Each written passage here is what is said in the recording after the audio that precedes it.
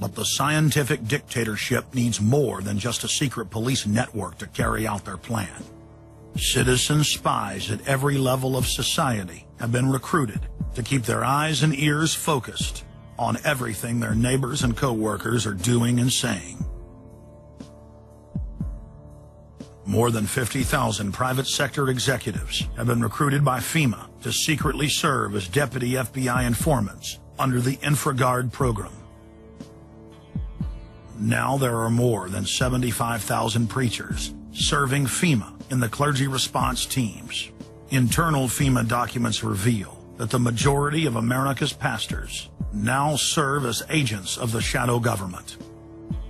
They are even instructed on how and what to preach. And as KSLA News 12 Jeff Farrell discovered, the clergy would help the government with potentially their biggest problem, us. From my cold, dead hands. Charlton Heston's famous declaration captures a truly American value, the overarching desire to protect our freedoms. But gun confiscation is exactly what happened during the state of emergency following Hurricane Katrina in New Orleans. U.S. troops also arrived, something far easier to do even now thanks to last year's elimination of the 1878 Posse Comitatus Act. That forbid U.S. troops from policing on American soil. If martial law were enacted here at home, public fears and quelling dissent would be critical. And that's exactly what the Clergy Response Team, as it's called, helped accomplish in New Orleans. Jeff, the primary thing that we say to anybody is let's cooperate and get this thing over with, and then we'll settle the differences once the crisis is over. Such clergy response teams would walk a tightrope between the needs of the government versus the wishes of the public.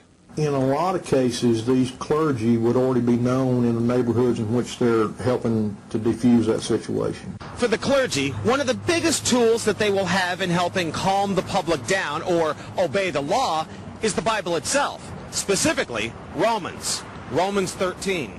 Because the government is established by the Lord, you know, and that's what we believe in the Christian faith. That's what's stated in the Scripture.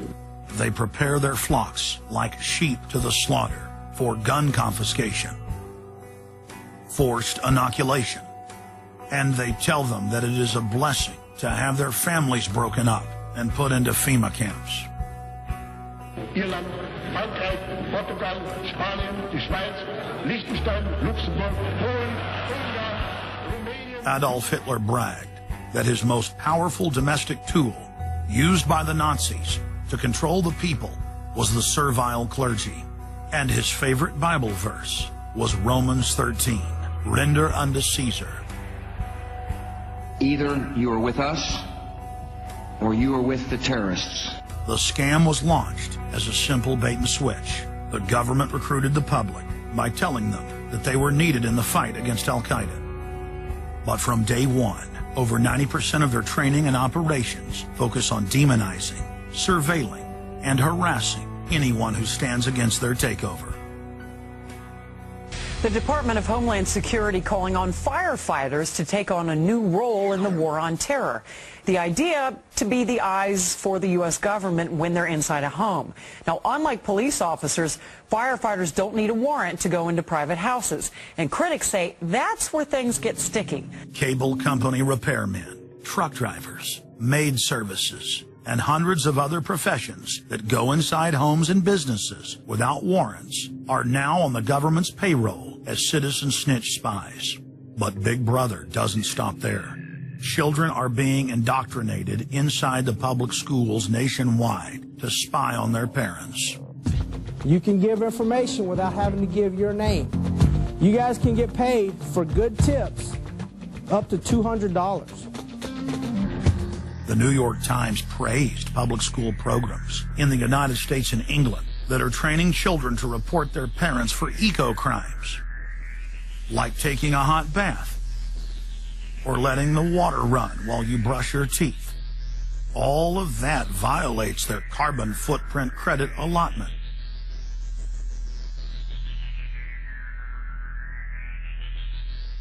Check it out, check it out. And that's where we come in. We're the carbon cops and we're on the lookout for energy wasters. Our job is to get all Australian households to cut their carbon emissions. So Carbon Cops is a program that looked at energy use in a domestic sense. We went into people's houses and got them to reduce their energy use by 50%. Sadly, the Boy Scouts of America have now contracted with the Department of Homeland Security and are now training more than 20,000 Boy Scouts in anti-terror urban warfare mount training. The federal grants are very specific.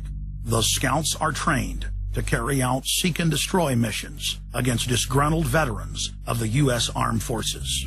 Good evening, everyone. Homeland Security is enlisting some unlikely new recruits to fight terrorism and help with other emergencies. The Girl Scouts. Girl Scouts across the country and here in East Tennessee are now taking part. 9-year-old Elise Murphy has already earned a lot of Girl Scout patches. And now, every member of the 3.4 million Girl Scouts of America is now being trained by the Federal Emergency Management Agency to aid and support Homeland Security in disaster and anti-terror operations. One of the things that if you talk to our generals, they are desperate for is a civilian counterpart to our military forces. Everybody somewhere between the ages of 18 and 25 will serve 3 months of basic training and understanding in a kind of civil defense. So is this compulsory then?